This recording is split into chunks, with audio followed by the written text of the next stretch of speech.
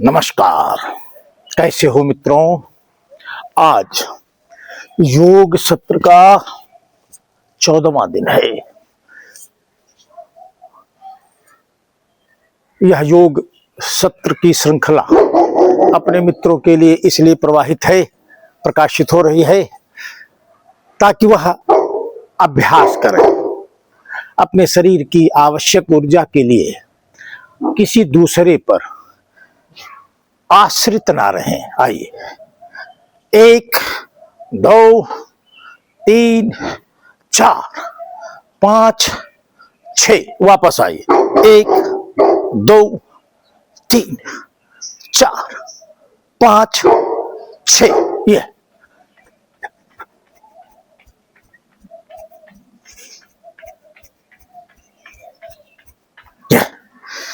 1 2 3 4 5 6 7 8 9 10। 1 2 3 4 5 6 7 8 9 10। 1 2 3 4 5 6 7 8 9 10। 1 2 3 4 5 6 7 8 9 10। ये 1 2 3 4 5 6। 1 2 3 4 5 6। यहीं से 1 2 3 4 5 6। ये 1 2 3 4 5 6। यहीं से पकड़ लिया, यहीं से हल्का सा मोड़ दिया। ये नसों का खिंचाव, ये हमारी मेरुदंड, ये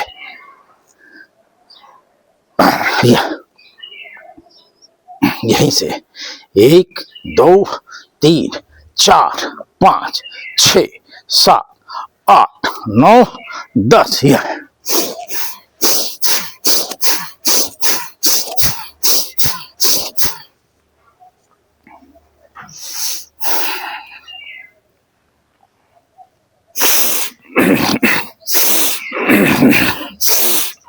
श्वास भरते हुए बाहर की ओर जाना और निकाल देना।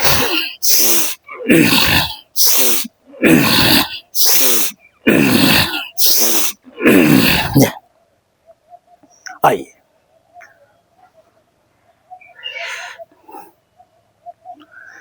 पंजे के ऊपर पूरे शरीर का भार और थोड़ा ये स्पंज की तरह।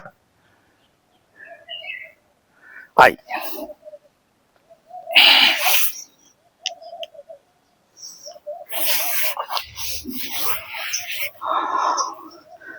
आज योग सत्र के 14वें दिन हम सब यौगिक क्रियाओं का अभ्यास अपने लिए, योग करना और योग के बारे में विचार करना, यह सिर्फ और सिर्फ स्वयं के लिए है। इससे किसी अन्य का लाभ होगा, ये उचित नहीं है। यह निष्कर्ष निकालना उचित नहीं है। ये खींचिए यहीं से। योगेन चित्तस्य पदेन वाचाम मलं शरीरस्य च वैद्यकेन योपाकरोतं प्रवरं मुनिनां पतंजलि रान्तोऽस्मि। हम सब इस मंत्र को आधार बनाकर ये स्वयं को नित्य प्रति ऊर्जा से भरपूर करें।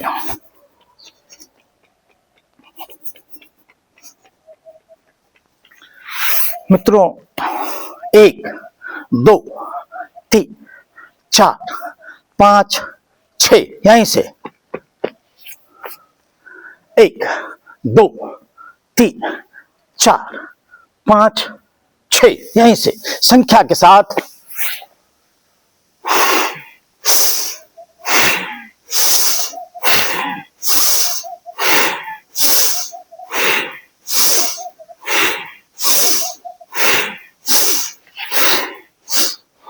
एक 2 3 4 5 6 7 8 9, 10, ये छूना, छूना, फिर छूना, फिर छूना, ये आइए।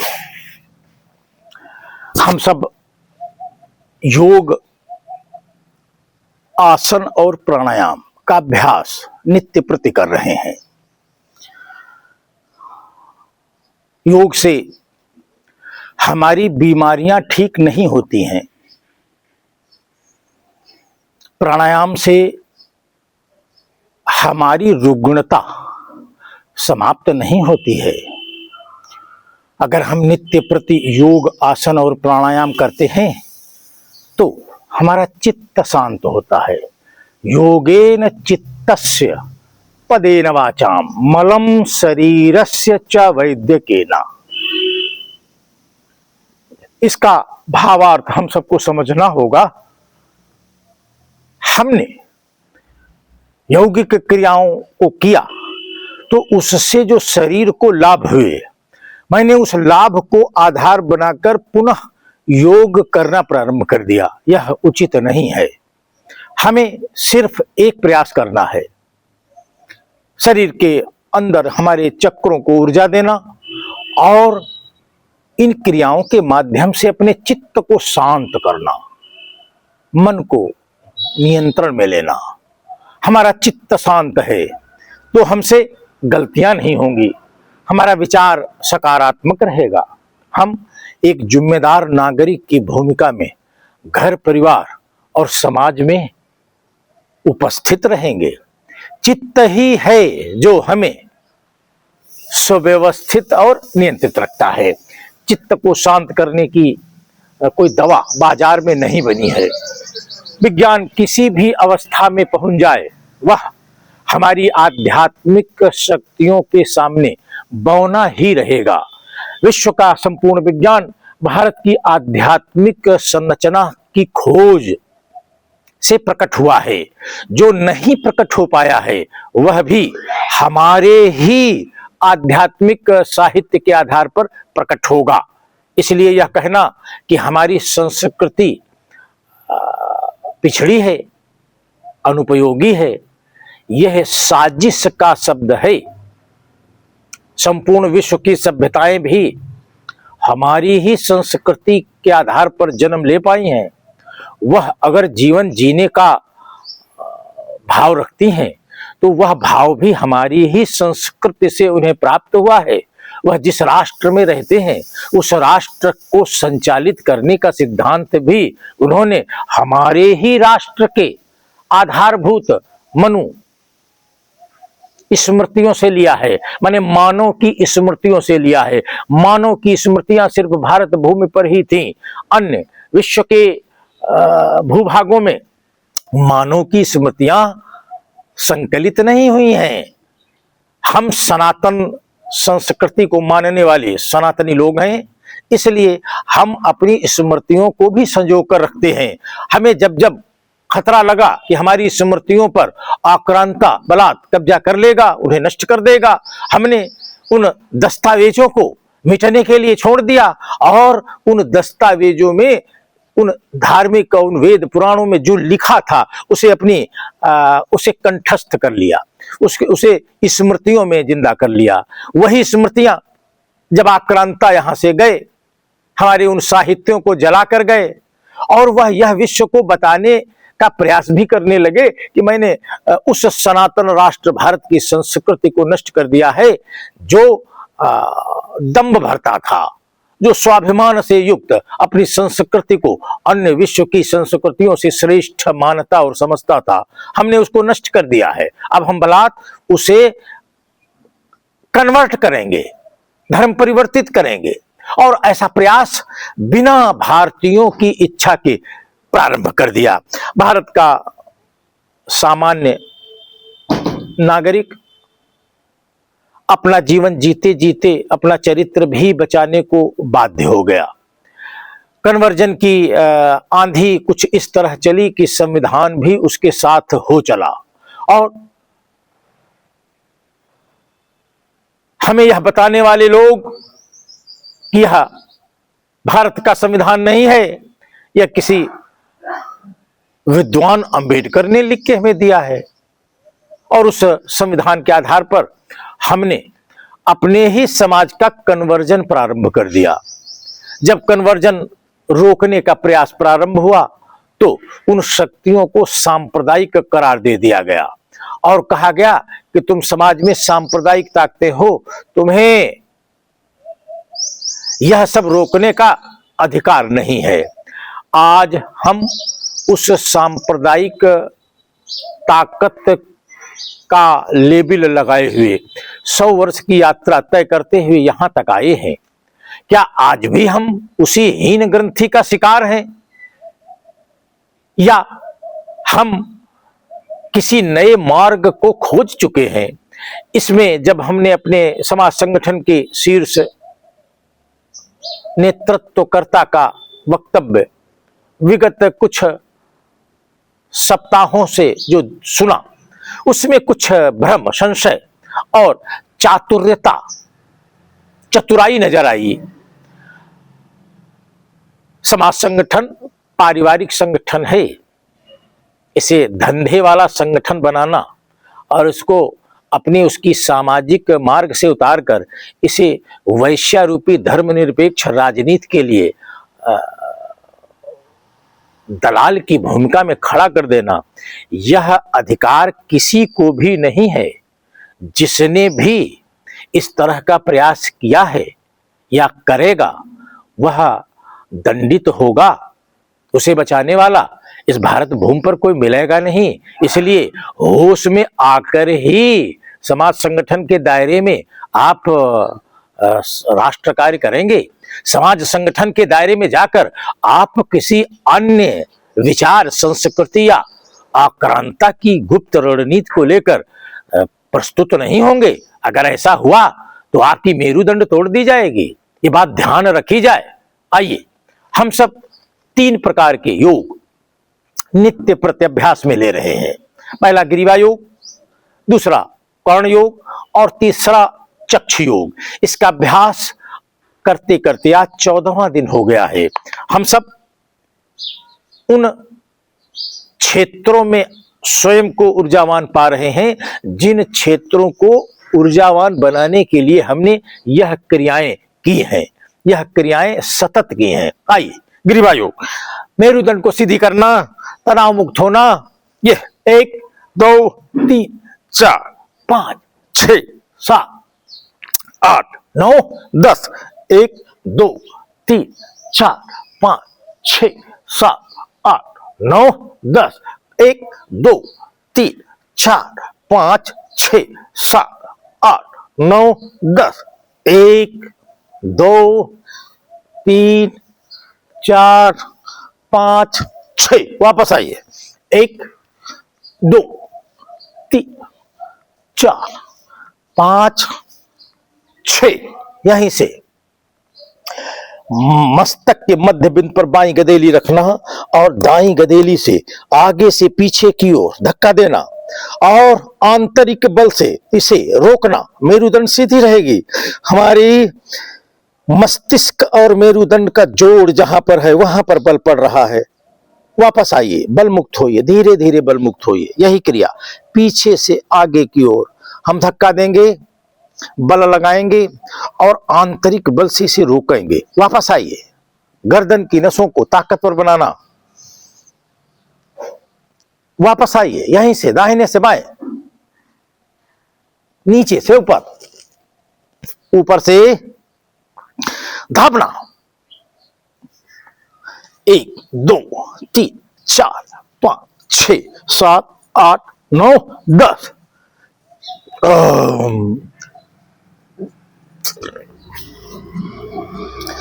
प्रतिदिन अपने को ऊर्जावान बनाने का प्रयत्न करने से कोई रोक नहीं रहा है। हम सब आलस से बस अन्य दुराग्रही भावना के चलते हम स्वयं की चिंता नहीं कर पा रहे हैं। हमारे मस्तिष्क में राजनैतिक विषयों पर चिंतन करना, उसके लिए अपने शरीर को डिस्टर्ब कर लेना, यह सब हमें आता है। हमें अपने परिवार में मिलजुल कर कैसे रहना है यह भी आता है, पर समाज में मिलजुल कर रहने के लिए भी हम किसी अन्य से परामर्श मांगते हैं। ये कैसा कालखंड है मूर्खता वाला कि स्वयं घर परिवार में अन्य सदस्यों के साथ प्रेम पूर्वक रहने का अभ्यास नित्य प्रति हम करते हैं, पर यही अभ्यास जब हम समाज पे अपने हिंदू बंधुओं पर लागू करते हैं तो वह हमसे लागू नहीं हो पाता है। क्यों? हम विद्वान भी हैं, हमें अभ्यास भी है प्रेम पूर्वक रहने का, फिर हम सिर्फ अपने घर के ही सदस्यों जो मुझ पर आश्रित हैं उनके साथ ही प्रेम पूर्वक रह पाते हैं। समाज में अन्य लोग जो समाज और राष्ट्र के लिए अपनी भूमिका निभाते हैं, अन्य जातियों से हो सकते हैं कर्म के आधार पर, हमने उनको स्वीकार नहीं किया। क्यों? हमारे अंदर कोई श्रेष्ठता का भाव आ गया क्या? ये कब आ गया, कहां से आ गया? ये श्रेष्ठता का भाव नहीं है, यह दंभ है, निर्लज्जता है, सामंती सोच है। इसे बचना पड़ेगा। सब समाज अपना है, कोई ना पराया, संगठन का मूल मंत्र संघ ने पढ़ाया। इस भावना के साथ हमें चलना पड़ेगा। समाज में ही अपने स्वबंधुओं को विदेशी ताकतों के इशारे पर उन्हें अपना न बताना, अधिकारों के नाम से उनसे लड़ जाना और फिर स्थायी रूप से इस विभाजन को राष्ट्र के माथे पर जड़ देना, यह भ्रष्टता हमें कहां से प्राप्त हुई है? हमें इस पर विचार करना होगा। आइए, जो स्वबंधु हमारे कमजोर हैं उन्हें शक्तिशाली बनाकर अपने समान कैसे लाना है, अगर वह यह सब जानते होते तो अभी तक हमारे आपके समानांतर आ चुके होते। वह यह सब नहीं जानते हैं, संसाधनों से युक्त नहीं है, उनके मस्तिष्क में ज्ञान की ज्योति नहीं है। वह बहकावे में आकर बाबा साहब का नाम लेकर, बुद्ध का नाम लेकर अपने ही समाज से लड़ रहे हैं। वो लड़ नहीं रहे हैं, वो शिकायत कर रहे हैं कि आप सब सक्षम हो, हम सक्षम नहीं हैं, तो आप हमें उठाओ और अपने बराबर लाओ, क्यों नहीं ला रहे हो? यह प्रश्न उनका गलत नहीं है, वो हमारे स्वबंधु हैं। हिंदवः सहोदराः सर्वे ना हिंदू पतितो भवेतु, मम दीक्षा हिंदू रक्षा, मम मंत्र समानता। इस मूल मंत्र को न समझकर सवर्ण शब्द के आधार पर वैश्यारूपी धर्मनिरपेक्ष राजनीति के लिए स्वयं को दलाल घोषित कर लेना और फिर कहना मैं श्रेष्ठ हूं, इस तरह की नकारात्मक प्रवृत्ति सामान्य वर्ग में कब, कैसे और कहां से जगी कि वह अपने को सवर्ण मानने लगा, अपने ही स्वबंधुओं को हीन समझने लगा। एक कालखंड में आक्रांता ने हमें विवश किया होगा, उन्हें हीन बनाने के लिए और हमें श्रेष्ठ बनाए रखने के लिए, पर उस समय हमारे पूर्वजों ने ध्यान नहीं दिया होगा कि जो आक्रांता हमें श्रेष्ठ बना रहा है वह हमारे ही बंधुओं को हीन भी बना रहा है। जब यह दोनों बिंदु एक साथ आएंगे तो जो असमानता अखिल विश्व को दिखेगी वो हमारे भारत को कमजोर करेगी। जब से यह दृश्य दिखा है तब से क्या हम भारत के स्वरूप में प्रकट हो पाए हैं? मित्रों, विद्वता के आधार पर विचार करो, हम मात्र इंडिया बनकर ही रह गए हैं। जब जब भारत को प्रकट करने का आह्वान होगा तब तब सामान्य वर्ग को का यह कर्तव्य होगा कि वह अपने वंचित समाज के स्वबंधुओं को खुद स्वयं प्रयास करते हुए उन्हें उठाकर अपने समान लाएंगे। उनकी जितनी भी उनको सहयोग की अपेक्षा होगी वो करेंगे, तब हमारा समाज समरस होगा, एक सूत्र में बंधेगा, एक दिशा में चलेगा, एक विचार से सोचेगा और कहेगा अब हम हिंदू हैं।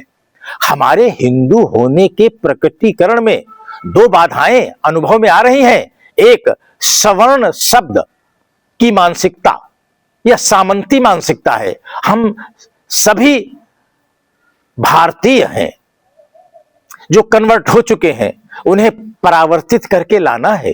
जो हमारे बंधु वंचित हैं उन्हें उठाकर अपने समानांतर लाना है। ये मेरा कर्तव्य है। इस कर्तव्य को अगर हीन भावना से हमने देखा तो हम उसी स्थान पर पहुंचा दिए जाएंगे जिन स्थानों पर हमारे हिंदू बंधु बैठे हैं और जिनको हम अछूत, घृणित और शूद्र कहते हैं। वह शूद्र नहीं है, वह हमारे हिंदू भाई बंधु हैं। वह किसी कालखंड में हमसे पिछड़ गए हैं। वह कर्म के आधार पर, वर्ण के आधार पर वह एक कर्म करते थे। हमने उन्हें जाति मानकर उनके साथ भेदभाव किया जरूर होगा। अगर न किया होता तो आज हम इस पर विचार करते। हम विचार करने के बजाय हमने ऐसी सलाह देने वाले लोगों पर ही आक्रमण प्रारंभ कर दिया। तो हम उस पर विचार करने लायक मस्तिष्क रखते ही नहीं हैं। तो हम सवर्ण या सामान्य वर्ग या उच्च वर्ग कैसे हुए? हम तो व्यवहार और विचार से जो इस समय देख रहे हैं वह तो शूद्रों से भी मलिन, हीन दिख रहा है। और फिर भी आप श्रेष्ठ हैं। इस मूर्खता से मुक्त होइए। और कुछ राजनैतिक मूर्ख जो प्रशासनिक पदों से इस्तीफा देकर राजनीति करने के लिए वह आए हैं, वह हमारे सामान्य वर्ग को सवर्ण बताकर उन्हें भड़का रहे हैं। कह रहे हैं कि आप अपने कर्तव्य से विमुख हो जाइए, सिर्फ अपने घर परिवार के बारे में सोचिए। राष्ट्र, समाज, संस्कृति, सभ्यता यह आपका विषय नहीं रहा। ये किस तरह की परामर्श की स्थिति विकसित कर रहे हैं?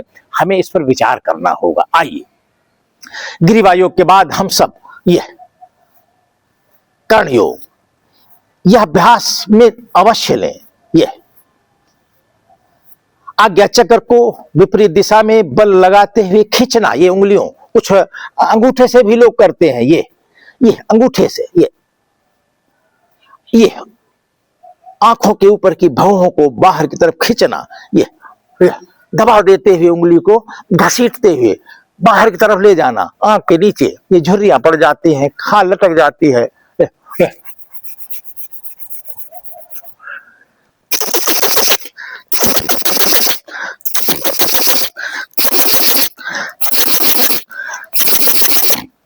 कान को निचले हिस्से को नीचे तरफ हिलाना, डुलाना, ऊपर वाला ऊपर की तरफ ले जाना, हिलाना हिलाना, बीच वाला ये बाहर की तरफ खींचना। ये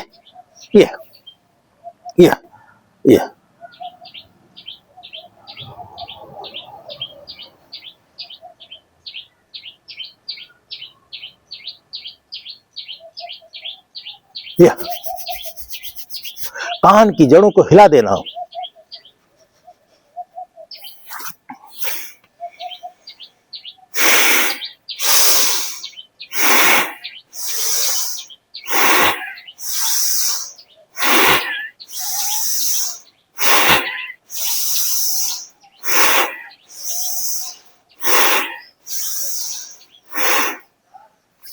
चेहरे को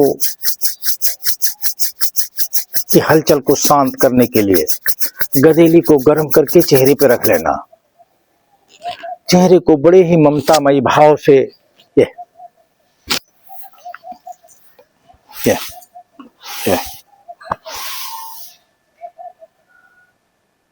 आइए, चक्षु योग। हम सब ग्रीवा योग, कर्ण योग और चक्षु योग का अभ्यास कर रहे हैं, नित्य प्रत्यभ्यास। आज 14वां दिन है। आंख को सतर्क मुद्रा में लाना और इसे यहीं पर रोक लेना, इसको रोके रखना। ये बहुत ही लाभप्रद स्थिति है। आंख की पुतली का व्यायाम संख्या के साथ करो। 1 2 3, अंतिम बिंदु तक। 4 5 6 7 8 9 10। 1 2 3 4 5 6 7 8 9 10। 1 2 3 4 5 6 7 8 9 10, 1 2 3 4 5 6 7 8 9 10, घड़ी की सुई की तरह 1 2 3 4 5, वापस आइए 1 2 3 4 5, आंख को बंद कर लेना। इस समय आंख के अंदर दिव्य ऊर्जा प्रकट हुई है। गदेली को गर्म करना, गर्म गदेली को चेहरे पे रख लेना, अंदर ही आंख को खोल लेना। गदेली की ऊर्जा चेहरे में प्रवेश कर जाए, इतना अवसर अवश्य देना चाहिए। हम सब अब प्राणायाम करने के लिए स्वयं को सज्ज पाते हैं। इन छिद्रों को खोलना, सहस्त्रार चक्र, आज्ञा चक्र, विशुद्धि चक्र, हृदय चक्र, नाभि चक्र, मूलाधार चक्र और स्वाधिष्ठान, हम सब इन चक्रों को ऊर्जावान बनाने का प्रयत्न करते हैं। इन चक्रों से जुड़े हुए अंग जब उन्हें आवश्यकता होती है तो इन चक्रों से ऊर्जा रूपी मदद ले लेते हैं।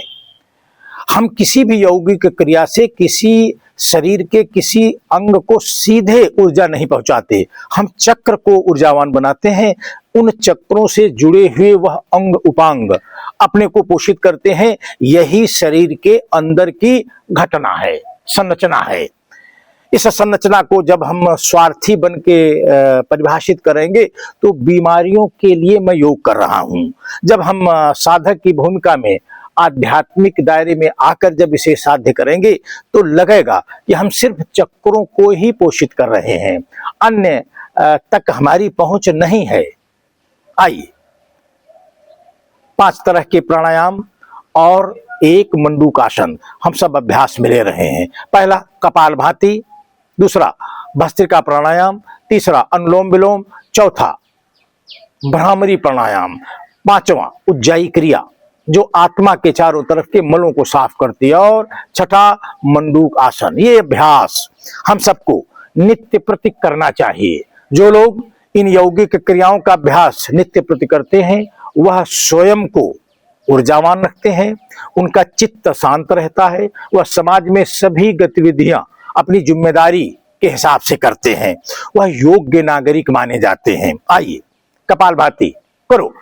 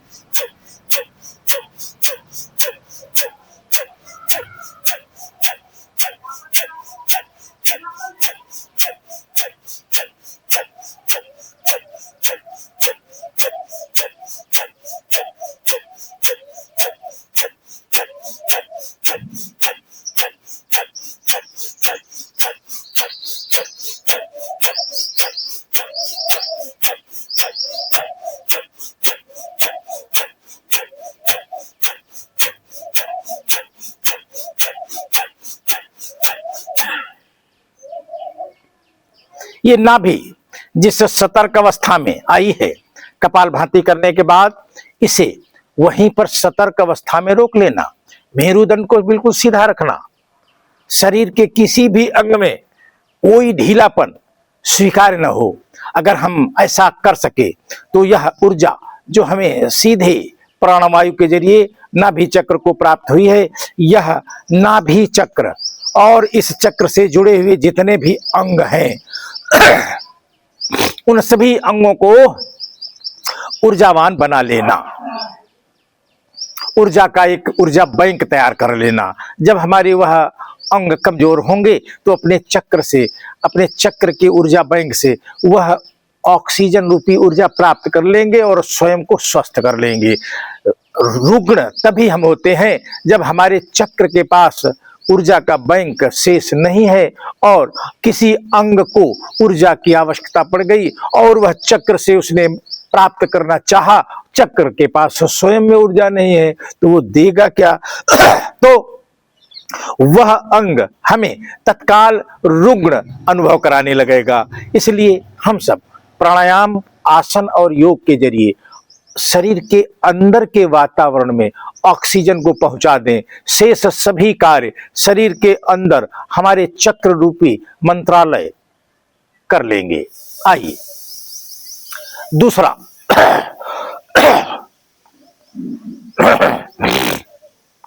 भस्त्रिका प्राणायाम। यह हमारे आज्ञा चक्र से लेकर हमारे नाड़ी तंत्र, हमारे अंदर का तंत्रिका तंत्र सभी ऊर्जावान हो जाते हैं। हम इस प्राणायाम से ऊर्जा से भरपूर अनुभव करते हैं। इसको करने की अनेक विधियां हैं।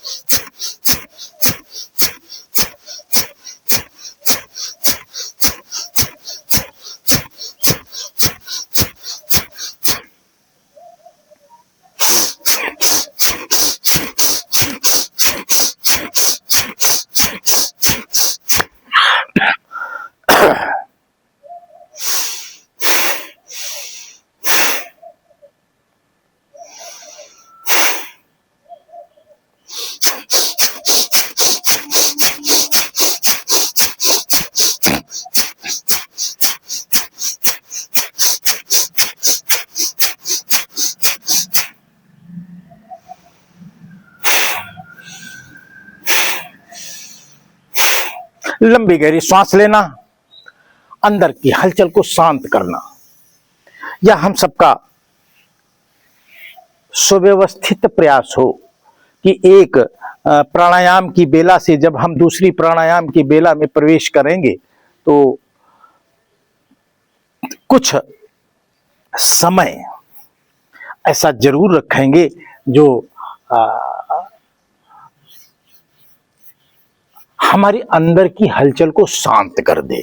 आइए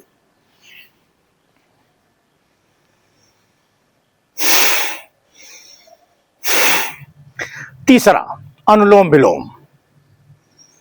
हमने कपालभाति कर ली है, हमने भस्त्रिका प्राणायाम कर लिया है, अब हम अनुलोम विलोम, हमारे नाड़ी तंत्र को सीधा लाभ पहुंचाने वाला। आइए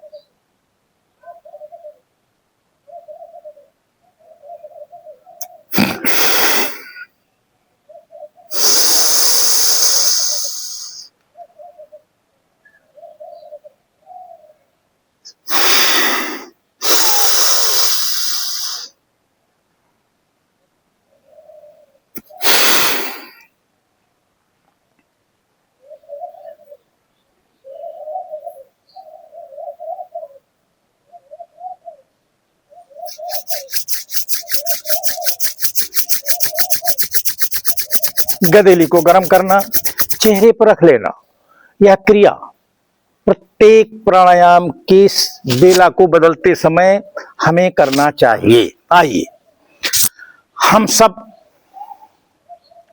कपालभाति, भस्त्रिका प्राणायाम और अनुलोम विलोम, इन 3 प्राणायामों का अभ्यास कर लिया है। हम प्रतीकात्मक अभ्यास कर रहे हैं।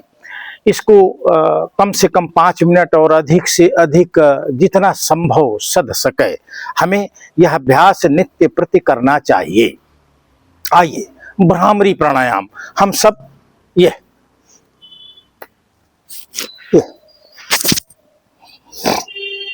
1 2 3 4 5 6, 1 2 3 4 5 6, यहीं से 1 2 3 4 5 6, ये 1 2 3 4 5 6, ये यहीं से पकड़ लिया, ये यहीं से ये भ्रामरी प्राणायाम विधि हम सबको ज्ञात है। करो।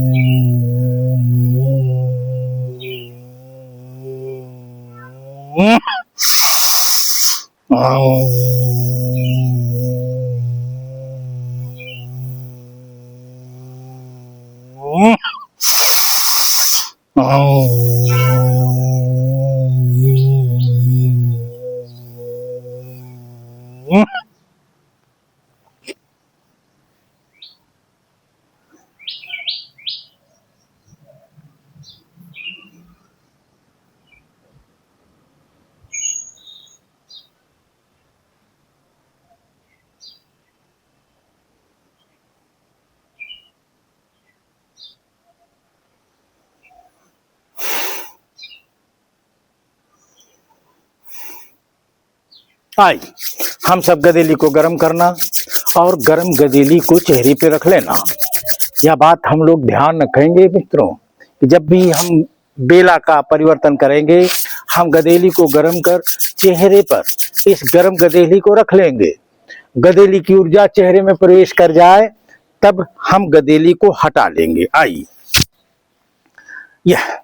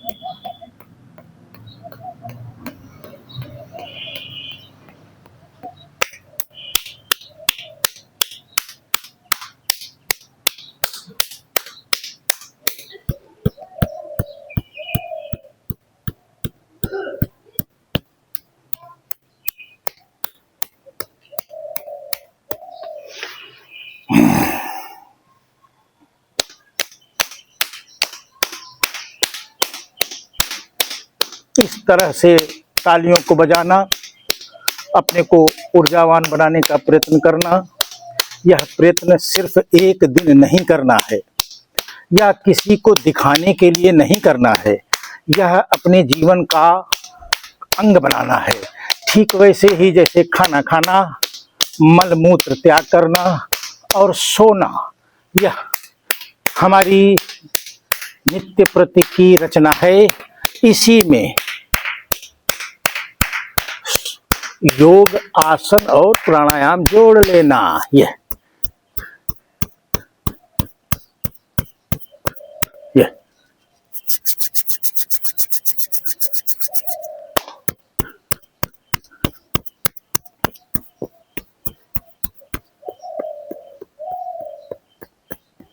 यह ग्रह से को यह टकराना यहीं से, यह 1 2 3 4 5 6 7 8 9 10, 1 2 3 4 5 6 7 8 9 10, 1 2 3 4 5 6, 1 2 3 4 5 6।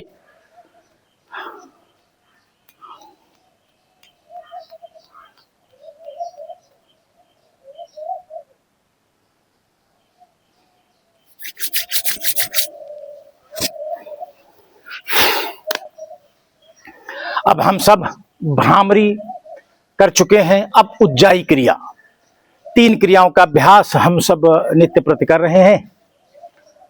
3 से अधिक का अभ्यास हम सबको नित्य प्रति करना चाहिए। इसके लिए हमें क्या करना है? श्वास को भरना है और निकाल देना यहीं से।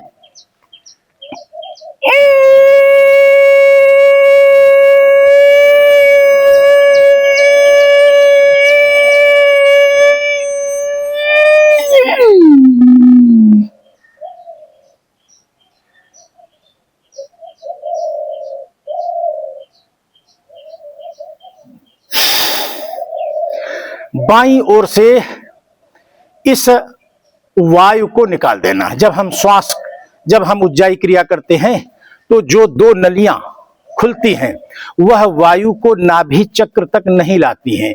नाभि चक्र तक तो प्राण वायु आती है। हमें हृदय चक्र के अंदर वायु को भेजना है। जब वायु जाएगी तो ऑक्सीजन साथ में होगी और जब बाहर आएगी तो ऑक्सीजन मुक्त होगी। वही थोड़ी थोड़ी ऑक्सीजन हमारे आत्मा के चारों तरफ के मलों को साफ करेगी। आइए दूसरी क्रिया।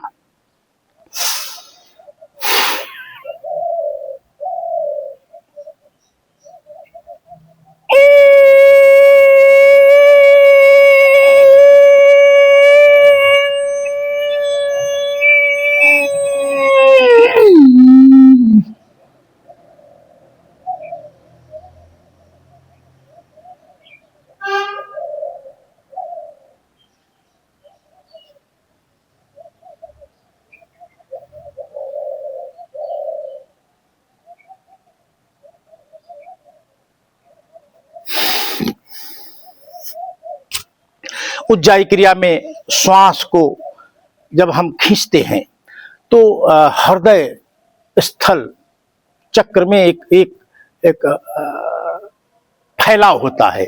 यह फैलाव जितनी देर तक हम रोकेंगे हमारा हृदय वज्र जैसा मजबूत होगा। जिनका हृदय मजबूत है वह साहसी होते हैं, वह दृढ़ निश्चयी होते हैं और वह रुग्ण भी ज्यादा नहीं होते हैं। आइए तीसरी क्रिया।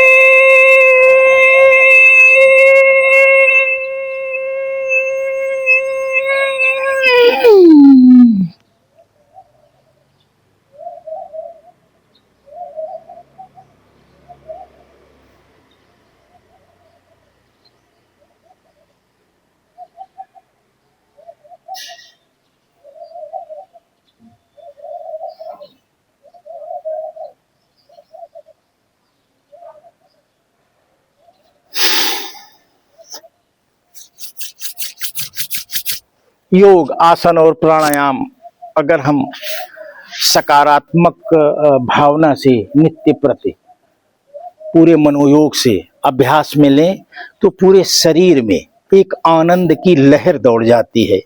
शरीर खिलखिलाकर हंस पड़ता है और वह धन्यवाद देता है उस प्रयास को, जिस प्रयास ने उसे हंसाया है, उसे प्रसन्न अवस्था में लाकर खड़ा किया है। शरीर को जितना ही हम प्रसन्न रखेंगे, उसकी भावना को आनंदमयी रखेंगे, वह उतना ही हमें आनंदमयी रखेगा। आइए, मंडूकासन, यह सब नित्य प्रति अभ्यास हम सब 3 क्रियाओं का कर रहे हैं। श्वास को भरना और निकाल लेना। ये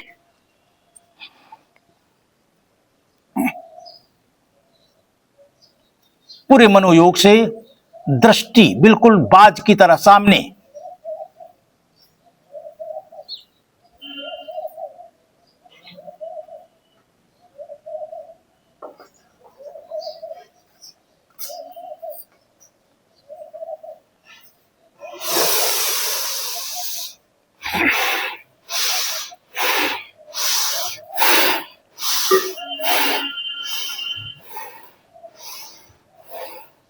ये सतर्कता है।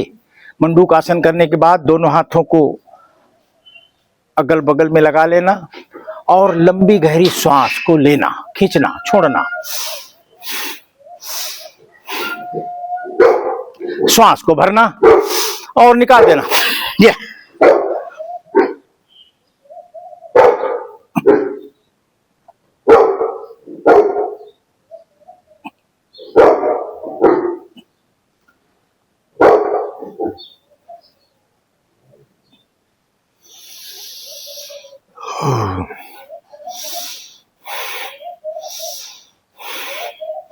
अगर नाभि चक्र में कहीं भी वायु का छोटा सा अंश भी रह गया तो यह मंडूकासन नहीं हो पाएगा। इसलिए जब भी इस मंडूकासन का अभ्यास करें, श्वास को भरें और दाब कर निकाल दें। यह पेट को अंदर कर लें, फिर इस क्रिया को करें।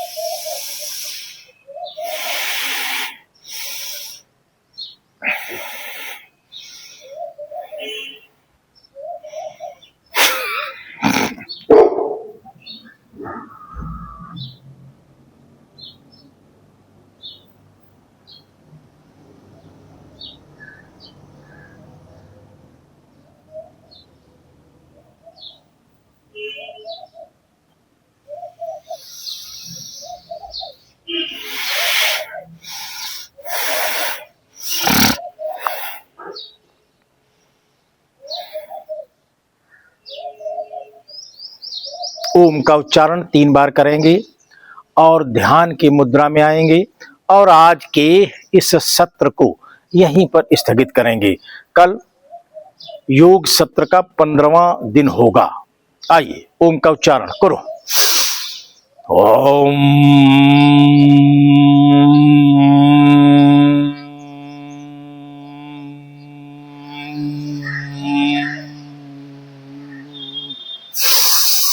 ओम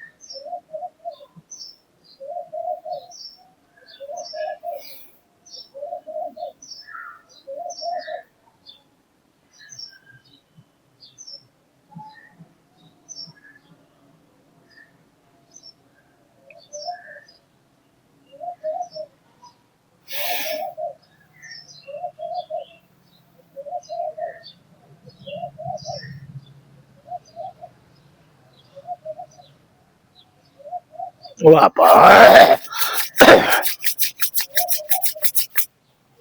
आइए, हम सब आज के इस सत्र को यहीं पर विश्राम देते हैं और मित्रों से आग्रह भी करते हैं कि मित्रों, हम सब वर्तमान कालखंड में कुछ भूले हुए हैं। यह भूली हुई कोई वस्तु नहीं है, यह भूली हुई हमारी चेतना है। हमारी चेतना से हमारा राष्ट्रीयत्व तो बाहर चला गया है।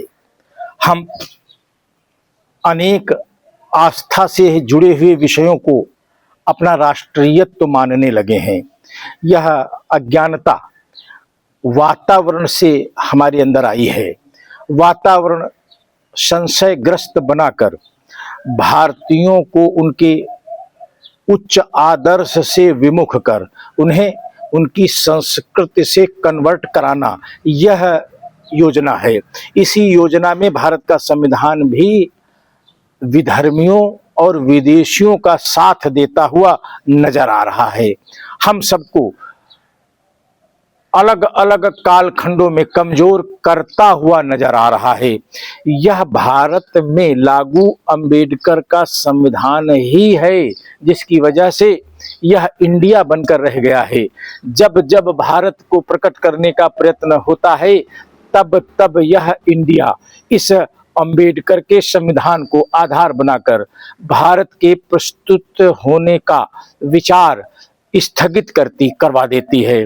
अब इस कालखंड में हम नई युग संधि में प्रवेश कर चुके हैं। इस नई युग संधि में हम भारत को प्रकट करके ही रहेंगे।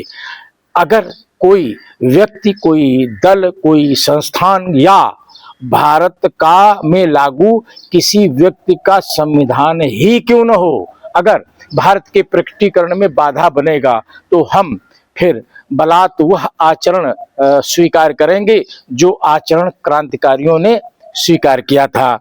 भारत माता की जय। आइए।